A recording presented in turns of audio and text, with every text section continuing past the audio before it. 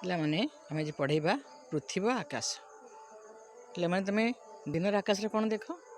ଆମେ ଦିନର ଆକାଶରେ ଦେଖୁ ସୂର୍ଯ୍ୟ, ବାଦଲ, କିଛି କେବେ ପକ୍ଷୀ ବୁଡ଼ି ଥର ଦେଖିବ। ରାତିରେ ଆମେ ଦେଖୁ ଚନ୍ଦ୍ର, ଗ୍ରହ, ନକ୍ଷତ୍ର, ତାରକାପୁଞ୍ଜ। ସୂର୍ଯ୍ୟ ଗୋଟିଏ ନକ୍ଷତ୍ର।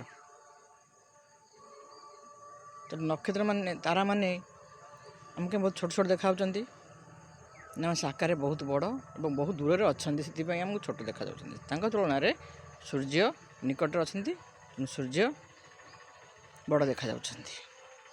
ସୂର୍ଯ୍ୟ ଗୋଟେ ନକ୍ଷତ୍ର। 8ଟି ଗ୍ରହ ସୂର୍ଯ୍ୟ ଚାରିପଟରେ ଘୁରୁଛି।